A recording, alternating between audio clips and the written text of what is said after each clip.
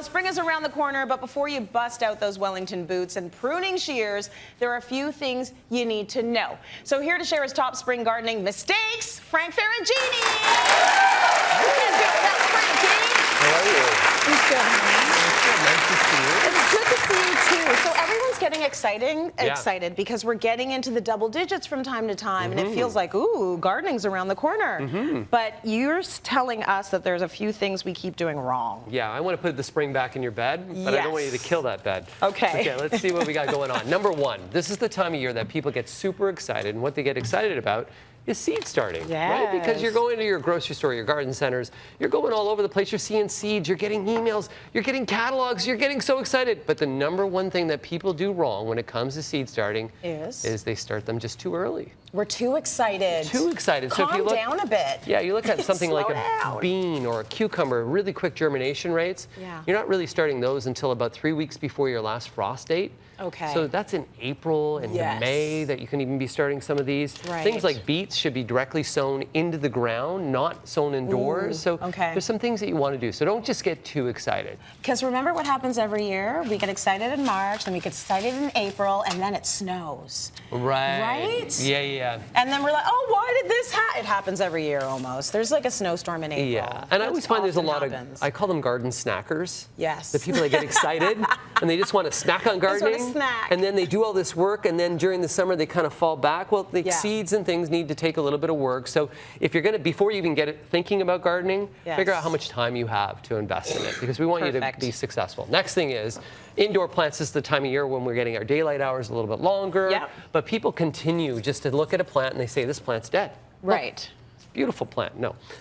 What happens, though, is the number one reason why people are killing their plants is, look at that. Oh, it's soaking wet. Right. It's not the underwater, it's the overwater. Right. Just too much water. And with that, have you ever sat in a tub for 24 hours?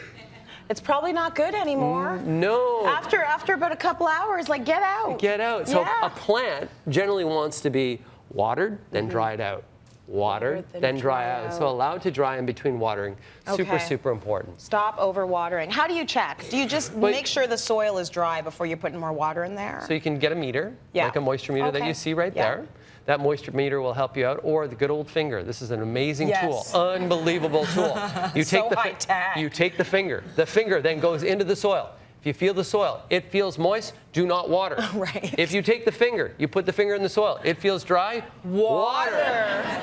Amazing. Oh my God, he is so smart, people.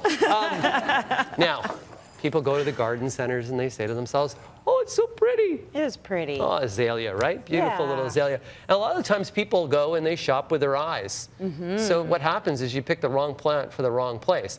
There's an amazing thing that's called a plant tag on the back of a plant. Are you suggesting we should read that? If you read the plant tag, it'll tell you whether it should be in sun and or shade. Right. So with that, always pick the right plant for the right place. Yep. You're going to be successful. Don't pick for the pretty, pick the right plant for the right place. And if it says partly, like partly sun, partly shade, what is it talking about? It's always somewhat confusing. It's a little bit confusing. It really is confusing. So when it's a part shade, generally means like a morning sun or a filtered sun that's through the leaves of a tree. Okay. If it's full sun, that's the blazing hot afternoon sun, at least 6 hours. At least 6 hours. And remember, nothing grows in darkness, only mushrooms. Got it. Yeah.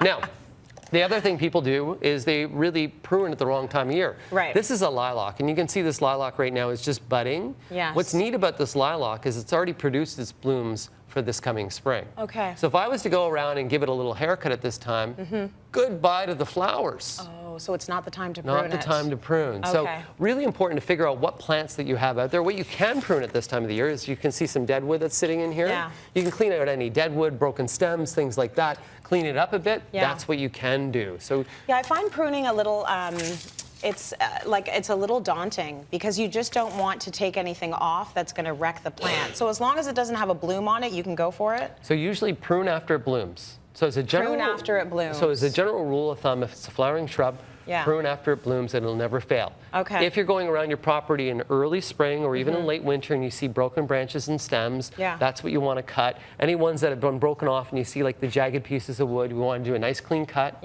When you're cutting, you usually want to cut at a 45, a slight angle. The reason for that is when rain falls, it'll actually run off and you won't have any areas where it'll be sitting too wet for too long. Got it. So really important on that Okay, end. good to know. So in the world of soil, so Yes. some people call it dirt. It's not dirt, it's soil.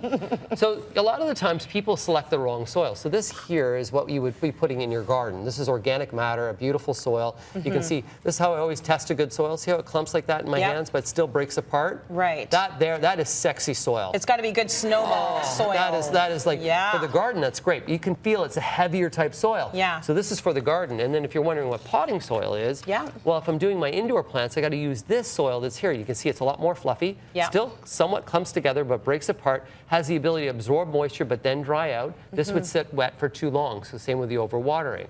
So indoor plants got to go with this soil. This soil here is for the outdoors. And then this is peat moss. You can see peat moss. When do you use that? Peat moss is what I would do to mix in with this soil. And by mixing the two, I create this soil. Oh, I see. So it's really just lightening up that soil. But peat moss is also high in acidic. So a lot of times you use that with tomatoes. But the right soil, too, is really important. If you pick the wrong soil, you're going to have not a good time.